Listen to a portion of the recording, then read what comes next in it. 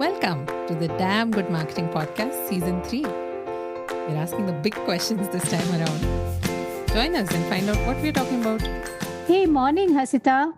Does my voice sound extremely bright and cheerful today? Because I brushed my teeth with the number one toothpaste in the country, and then I've washed my face with the number one face wash in the country.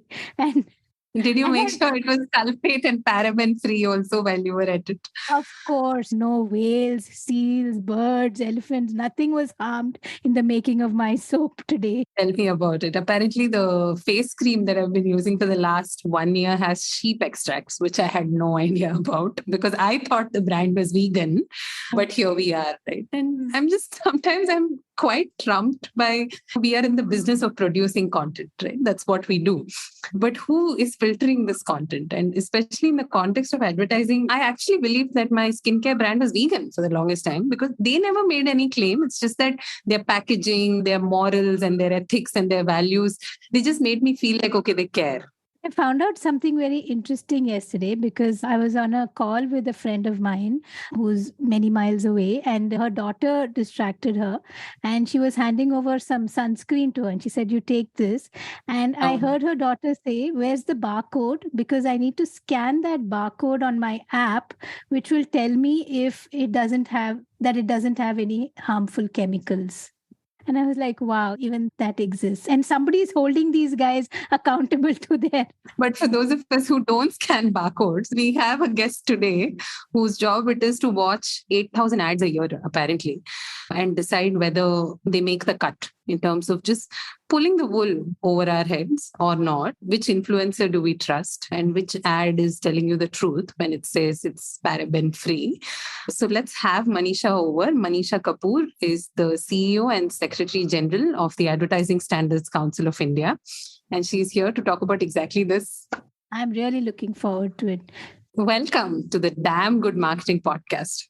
Did you know we've upgraded to being a universe? We are the Damn Good Marketing universe now because I have decided that I'm going to be writing as well. And go check us out on Substack, very subtle plug.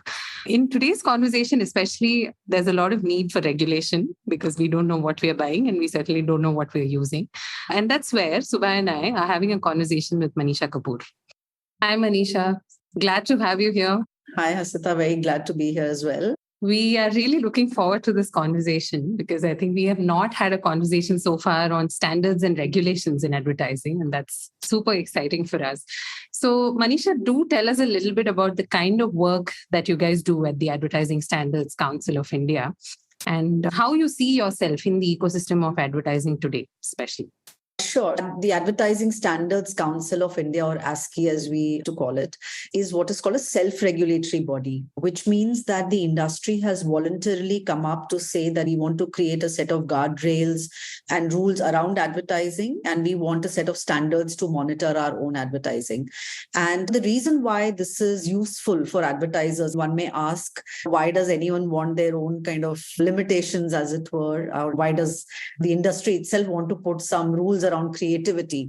And really the idea is that I think honest advertisers understand that good advertising, honest, responsible advertising is needed to build trustworthy brands. That's number one.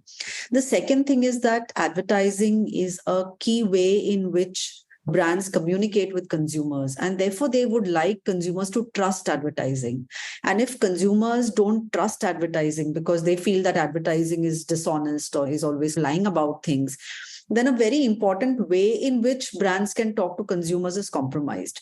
And therefore, in a sense, to maintain the integrity of advertising, as it were, the need to protect consumers from misleading advertising is very closely linked with that. And which is why consumer interest and consumer protection from misleading ads is actually in the industry's own interest as well. And which is why you would see, in fact, world over, that advertisers do come together to set up self-regulatory organizations. And the self-regulatory organizations, we set up an independent system, which is in our case a jury, to actually adjudicate, to look at ads that are found violative, to redress consumer issues with respect to advertising. Even when we set up our own surveillance, it's an impartial jury that is looking at ads and then keeps the ecosystem clean. And as I said, make sure that advertising is something that consumers can trust. Right. And how much of this is also related to the legal system of the country in which we operate? Do you also filter advertising based on what is and is not, say, against the law in India at this point in time? Is that part of the scope as well? So they are certainly linked. A self-regulatory organization always will work under the ambit of the larger law. We can't, for example, make rules that let's say law permits, or vice versa, that we cannot disallow something which the law permits. So in that sense, there is a regulatory framework. I think the way we can look at it is saying that there are several ways in which advertising is regulated. So there are rules. In fact, there are several laws relating to advertising. So there are general laws like the Cable TV Network Act, which has its own advertising code. There is the Consumer Protection Act, which talks of misleading ads. But there are also sector-specific ads. So there is the Food Safety and Standards Authority of India, the FSAI, which controls food advertising to a great extent. Or you would have TRAI, which looks at telecom advertising. You have the Drugs and Cosmetic Act, which looks at advertisements for drugs and cosmetic products. All of these acts also have certain rules regarding some specific advertising. But what self-regulation does is it becomes, in a sense, a first port of call. It is, so our code really has 4 tenets. One is against misleading advertisements. And then we have codes against advertisements that may be considered harmful or dangerous, particularly to children, etc. Ads that are indecent or vulgar become, again, ads that we are trying to prohibit. Really, the ambit of what the law is versus self-regulation, it works closely together to make sure that, again, as we said, the principles of advertising that we are trying to uphold are well considered. Manisha, in the context of self-regulation and what is maybe a black and white line or sometimes a gray line between what's okay and not okay to advertise. For example, what comes to mind is brands that use surrogate products, right? Like alcohol brands may use music or CDs or water. And is that something where you have the authority to say yes, no? Is there an understood convention that, okay, this is allowed and here is where we'll draw the line, but this is allowed? Absolutely. This area of surrogate advertising sometimes can be a little confusing for people because I think it's understood differently by different stakeholders. So one is the law itself does not permit surrogate advertising. Okay, so that's quite clear. And there are several acts which say that surrogate advertising will not be allowed. I think the confusion arises when what is the definition of a surrogate ad? So how do we define that? Because while the law says no to surrogate advertising, it says yes to brand extensions. And these brand extensions can be extensions of liquor brands. Okay, so what is the difference between an extension which is allowed by law versus surrogate advertising that is disallowed by law? So what we have tried to do as ASCI is to create a certain line, as you said, what will shift it over. So we have put down certain criteria for sales, turnover, registration of these businesses under the different acts where they are supposed to be registered. What is the investment level in these new ventures? So those are the kind of criteria that we try and separate out, saying that this can be considered a genuine brand extension versus this is actually surrogate ad. So surrogate ad, we say, is when the business that you are looking to advertise actually does not really exist in reality.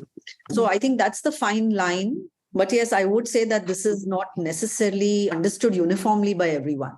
But that's the line that we have tried to draw between surrogate versus brand extensions. So if you're claiming to make CDs, you should at least be making CDs and then you're clear. Yeah.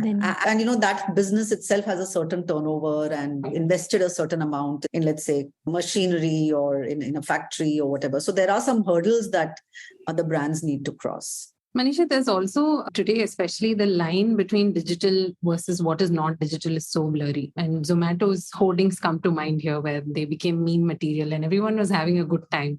And that's a great example of what's essentially an offline campaign which has become online because people decided so. And then also there's that whole conversation around digital marketing being the new frontier in terms of how we talk to people. But what, in your opinion, is the difference between marketing and advertising, firstly? And in the context of the world that we are in, do we really have control of our campaigns anymore? Yeah, I think digital really brings some very interesting challenges. And I think particularly to us as regulators, even as you said, what's the difference between content and advertising is very blurry. Yeah. And when you have influencers again coming into the picture, it's very difficult sometimes for consumers to make out, again, what is organic versus what is perhaps being paid for. So I think those are challenges. I think from our point of view, any communication to the consumer that is in some way paid for, owned, or authorized by the brand is what we would call advertising, whether or not consumers recognize it as advertising or not. So that's a definition that at ASCI we look at when it comes to advertising. So there are some things which are not in the purview of advertising or in the purview of ASCI, even though they fall under advertising. So for example, on what media does your ad come, or how often your ads come, frequency of ads, placement of ads, sponsorship of events. Now, those are not things that we look at, but anything to do primarily with the content of the advertising message is something which ASCI has its sight over, and that is then media agnostic. If you have a campaign on print or on digital or on both places, that for us, that's not a key consideration so long as it is in any consumer facing medium. Even an SMS message for us would constitute advertising. That's interesting. That's actually very interesting to me, because what you're then gauging is the concept itself, right? The creative, and not so much the distribution medium. Yeah. And yes, I guess that's the only way to tame the beast today, because we don't know where it might run. And you also spoke about influencers, and that's again a very interesting subject to us here, because what is influence, right? And how do we quantify an influencer's impact on a brand? And you guys have just released this very interesting report which says that the quantum of influencers making a faux pas on Instagram has actually gone up. And at the same time, LinkedIn influencers have made an appearance on the report for the first time in the second half last year as well. But if I were a D2C e-commerce brand, and already there's a lot of bets that are hedged against me. As a consumer, while there are brands that I love, usually for me to discover a new brand, especially through an Instagram ad, takes about 4-5 ads, and then I click on it, I fall off. Rarely do I add to cart and check anything out. And then on the other hand, my influencer trust score is also going down. And I think it's only going to be a matter of time before people also realize that not everything that an influencer is claiming is always true. So if I were a small brand, an up and coming brand, how do I win this digital game really in the context of so much mistrust when it comes to a brand? Yeah, I think so. There are two things, in fact, that one is, I think consumers recognize that content has an agenda today. I think there are very few customers or consumers that don't see that part of it. I think what they don't appreciate is you're trying to pass off content which has an agenda as organic or something that is not trying to do it. So I think the axis of trust now does not lie in the fact that don't sell me anything. I think it just lies in the fact that if you're selling me something, be transparent about it. And consumers are also looking to Instagram. One of the reasons consumers are on Instagram is to make discovery of brands, is to aid their own consumption. Instagram particularly, I think, is really a consumption platform more than anything else. And there is really no harm in influencers talking about brands and brands communicating through influencers. I think the only thing that we require is that there is a disclosure of transparency. And I would, in a sense, say that I think influencers really have come up on the strength of their being authentic with their audiences and followers. And all they need to do is to make sure that's the same principle they apply even when they're talking about brands. That if you disclose that this is a paid partnership, it does not automatically mean that your review is dishonest, right? But it allows the consumer to make an informed decision on what weight to put on your advice.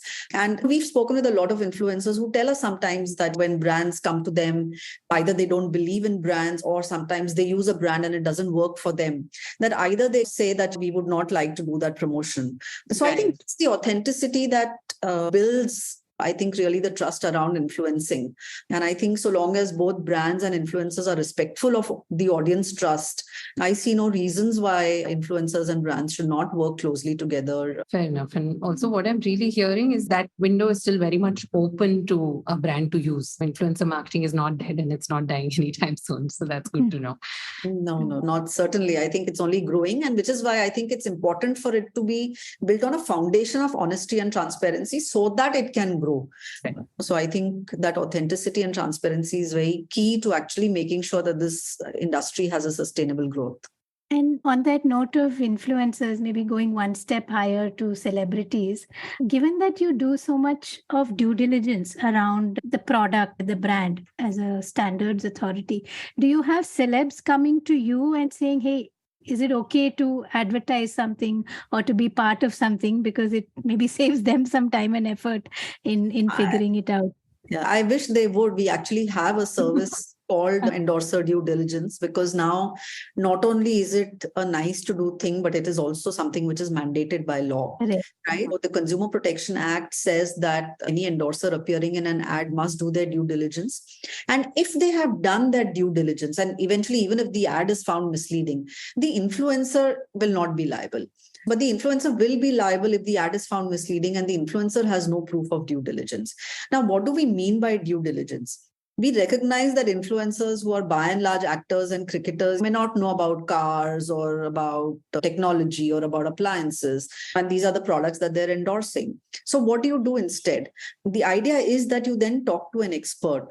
So let's say if you are endorsing a car brand which is claiming a certain fuel mileage, then you need to reach out to a person like that who is able to tell you that, yes, these claims that are made in the ad, based on any evidence that the advertiser has given them, is authentic, is correct. And I think that's the due diligence that is required. As I said, ASCI offers that service, but there would be others also that they can approach. But it's just about knowing that when you make a statement, again, to your audiences, there is a certain trust that the audiences have on you, and make sure that you are not betraying that trust. Yeah.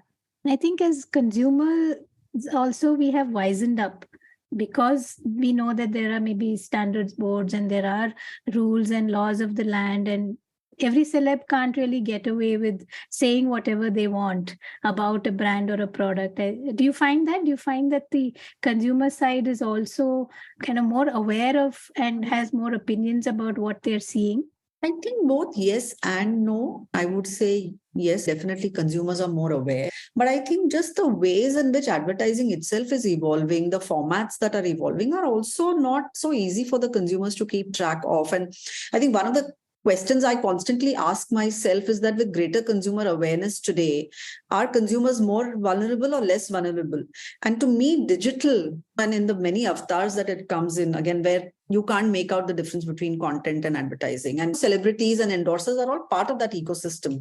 Yeah. It's not so easy. And I would say that even with consumer awareness, the way that digital functions, I don't think as consumers we are necessarily tuned in to, let's say, how our choices are being organized online. What is the online choice architecture? When I click a buy on a certain product, and because it says that last two left, is that a real reflection of inventory, or is that something that is just to push me to buying?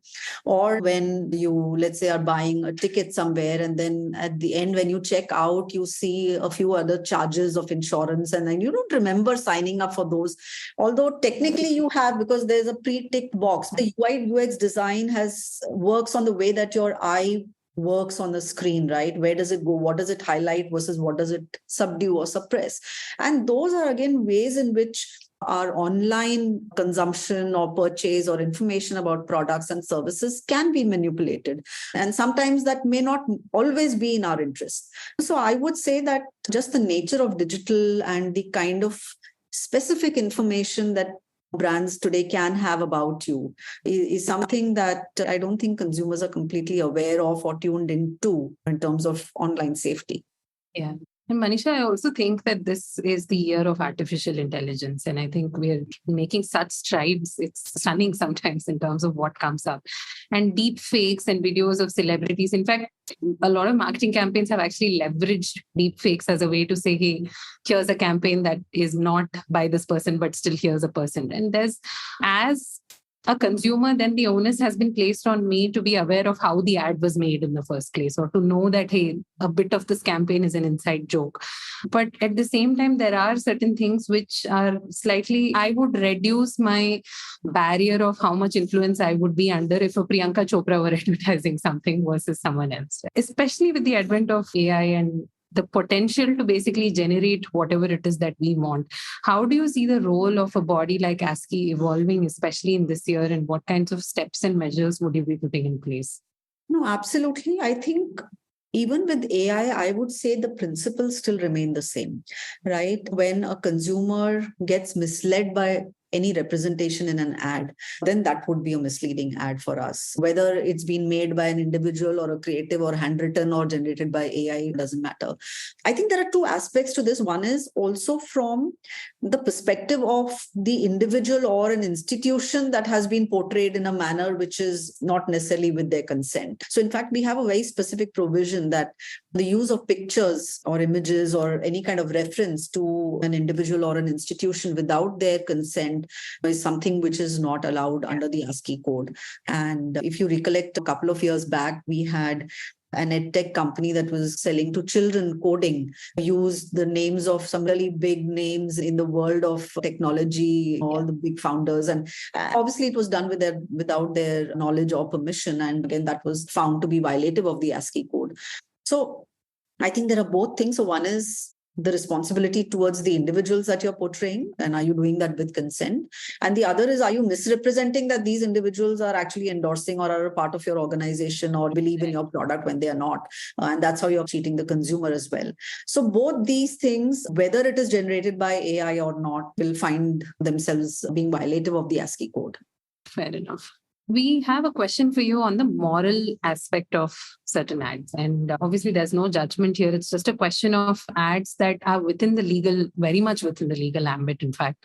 But the public perception around them may have not been very positive. And we've had an instance of Tanishq running a series of ads, which resulted in some of the stores needing to be shut down, the safety of their employees being under threat, which is obviously a very extreme example. And more recently, we also had Starbucks put out an ad on the LGBTQ community, which legally it's well within its rights, but then the reception to it was extremely harsh and hostile. Typically, when it comes to ads of this nature, wherein there is always a certain quantum of polarizing that's possible, what is your stand on that? Do you advise on aspects like these, or is it completely within the creative control of the brand? No, certainly, I think what is legally permissible is something that can be advertised. And I think what our code says is that it should not denigrate any person, class, should not cause widespread harm, or should not cause widespread outrage. Now, what does this mean? And we had some very interesting examples actually, even within ASCI. And so I'll come back to the Tanishq case. In fact, I'll talk to you about it. Yeah. But another example I want to give you is we had a few years back an advertisement for a brand called Rio sanitary pads, and which I think for the first time showed blood in red color in a sanitary napkin ad. And there was a huge outrage. There were people who were very upset. We had a lot of complaints, including from women on that. And the ad was deliberated within our jury. And I think it really split the jury as well, where a lot of people felt that this is natural and what is really the problem in showing things the way they are, versus others who felt it's never been shown like this, so it get taken aback and stuff. And actually the jury gave a decision against the advertiser. But I think the advertiser really had a lot of conviction in what they were doing. And within ASCI, we also have an appeals mechanism. So they appealed against the decision. And in an appeals mechanism, we have a retired High Court judge who looks at these cases. And it was very interesting, the judgment that was given in that case, where they said that it has to cause both a widespread and a grave offense. Now, what is a grave offense? Is this something which is really going to impact the lives of people? Is this something which is causing harm to society? Is that a grave harm? What is a grave harm? Is something like a murder, or those are things that you call are grave in nature. This is a process which is natural in a woman's life. And, while you can understand the response of people, the fact is that this is not a grave issue. And therefore, the decision was given back in favor of the advertiser. So we've also read through a few judgments given not just at ASCI, but in courts. And I think the courts are quite clear in terms of what freedom of expression is, and the fact that these ads or any kind of content, so whether it's ads or films or whatever, needs to be seen from the point of view of an ordinary citizen and not a hypersensitive one. So these are part of judgments given by courts. Okay. So that's a principle for us to apply. Most of the ads that you've mentioned, if they have come to ASCI, usually the verdict has gone in favor of the advertiser, including the Tanishq ad.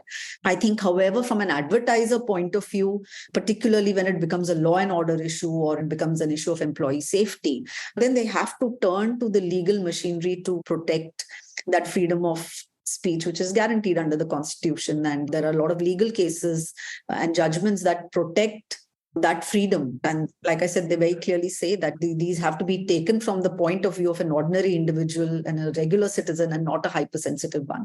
So I think there are some lessons here. But yeah, I think having said that, for a brand, sometimes this ends up in campaign disruption. And my take on that is that the brands should touch upon these subjects if they truly believe in it. Otherwise, if you're just doing it because it's convenient and because you feel this is a cause of the day, then I would say be careful, because this could backfire. And you have to be willing to say that if there is an opinion against it, but I believe in this cause so much, or it's so integrated with what my brand stands for, that I will defend it. Yeah, I think that has worked well for brands under the Tata umbrella, because even with Starbucks, while there were polarizing views, there were also voices that said, hey, but they do this kind of stuff and they've done it before in a Tanishq or in a Titan or in other brands. And so we know that they talk about things which they want to and which they feel need to be talked about. So I guess a brand also has to make a start somewhere. Yeah. So, Manisha, we'll do a segment now. It's like about 5 minutes, and it's just a fun, light-hearted kind of segment. And we'll ask you a couple of questions, and we can then. Don't ask me my favorite ad. Everyone asks me. I always get stumped. So, Manisha, this segment is called Topical, and Topical is a cat for reasons that we are also still trying to figure out. And now it's time for the much-awaited Topical. The question we have for you is, what's the most bizarre ad that you've rejected? You said, no, this cannot be running. So I think under COVID, there were a lot of ads. We had a mattress promising that you would not have COVID. So they were really bizarre. There was even a mobile app that said that if you install this app, you will not get COVID. So those were, I think, really bizarre kind of promises to make. And they were also particularly dangerous because consumers were so vulnerable at that point of time. People had seen illness and death around them. And they were really, I think, willing to do a lot of things to keep themselves safe. I would say the ads, particularly if you play around health when it comes to consumers, I would say that those ads certainly deserve not to be there. Fair enough. In that same vein, what is the strangest or most illogical WhatsApp forward that you have received? Because that's a playground for anything and everything. Yeah, I think WhatsApp forwards, I would say each one is sometimes more bizarre than the others. I think there's clearly a very hot competition even for the number one spot. But yeah, all sorts of things really, I think, right from do this and pass it on to 10 people and it gets you bad luck. So all those kind of chain messages to just, I think, bizarre reinterpretation of history and I think the sad part is that while some of them may just be irritants, but I think some of them actually cause real harm. They shape consumer perceptions, or citizens, our perceptions get shaped, especially when you see certain kind of messages coming consistently. So I think, again, if authenticity and transparency is something that we can all strive to, and one of the things I always keep telling people is that if you get a message, at least don't pass it on without checking yourself. And the other important thing that I do is to call it out, because a lot of us also ignored this, right? We said, okay, this is coming. We know it's not true, but who's going to fight with all these messages? So I think it's also a time for each of us who want to gain authenticity from the environment and we want to see authentic things, is to also then call out and stand for things in some ways. So on a good day, Manisha, how many ads do you watch? And how many do you reject? Yeah, so our complaints team is very busy. They're the ones scrutinizing ads. I think last year we did close to 8,000 ads in the year. So, wow. So that's really a lot of ads that as ASCI collectively we see. Sometimes it's great fun also to see ads, and sometimes even if they're bizarre and violate the ASCI code, sometimes we look at this and say, God, what's happening? But yeah, we see a lot of advertising, the good, bad, ugly, all varieties. I think thank you to folks like you who make sure that there's a filter and we see only the good ones. Seriously, I'm just right now, I'm just thinking how much have we not seen? If we are already watching the ones we are and we are laughing about them, then thank you. Thank you for doing the hard work and making sure that the space is as clean as it gets. But what do you see in terms of trends over the next 2-3 years? Where do you think advertising is headed? So I think one of the big areas that we are focusing on is actually the preventive footprint. So advertising will continue on digital. And as I said, that kind of brings its own set of unique challenges, your campaign durations that are so short. By the time a consumer reports an ad, the campaign is over. Like I said, blurring lines between content and advertising. And I think that really pushes us to think that regulation and self-regulation needs to be vibrant at the point of creation of the advertising.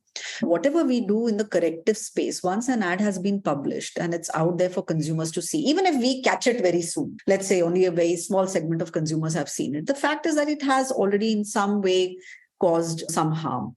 And I think the idea and one of the big initiatives that we are taking and we are constantly pushing at is, besides the corrective work, which obviously we need to do and we will continue to do, we've done investments in artificial intelligence to monitor ads. So while ads are being created, we also need to do our bit. But I think the whole emphasis is on how can we educate, how can we create a more aware advertising and a more responsible advertising industry itself. So to that end, we've been doing a lot of work on key issues in advertising. We do a lot of reports that we are working on. We are setting up an entire infrastructure called the ASCI Academy, which is actually going to work with the industry, with students who are going to come into the industry. So a huge student footprint as well, to really raise the standards of advertising, as it were. How do you make advertising more responsible, more progressive? And because we do recognize that advertising is a big force in society, it shapes society. And therefore, I think progressive and responsible advertising is something that we must drive. So that for us is a big area of work. And so while advertising, we know, will continue to get more complex through technology and through digital, I think what we are doing is almost going back to basics and say that when you're making an ad, can you have a sense of what the rules are and a basic sense of what can or can't be done, even if you're not a legal expert, so that when you make the ad, you make it right in the first place? How do we get the industry to get it right rather than having to correct it later? So I think those become the newer ways in which advertising is engaging with consumers. And I think where people are, advertising is, and where advertising is, ASCI will follow. Amazing. Yeah. No, that was beautiful. And I think the academy idea especially appeals to me because I think a lot of us have just found our way into the creative industry. It's not a very heavily regulated in the sense that only if you've studied mass communication, you'll be in advertising. That's never been the case. So I think baseline education, especially in the context that you spoke about, on the one hand, we are headed so rapidly towards a world that's run on AI. And on the other hand, I think climate change is a cause that is very dear to my heart as well. And we are also thinking about what communication means in that context, right? So we're very excited to see that report and we wish you the best. And thank you so much for spending time with us today. No, thank you. Absolute pleasure talking to both of you and very happy to have been a part of this conversation. Thank you. Thank you so much for tuning in to today's episode of the Damn Good Marketing Podcast, now part of the Damn Good Marketing universe. I hope to be able to say that someday without breaking into a fit of giggles. This is brought to you by some damn good marketing products. Yeah, if you have any complaints on the nomenclature, please feel free to reach out to us on LinkedIn. Even otherwise, do come say hi. We always like hearing from you. Thank you. Bye. Thank you so much for tuning in to today's episode of the Damn Good Marketing Podcast. We're so glad to have you here.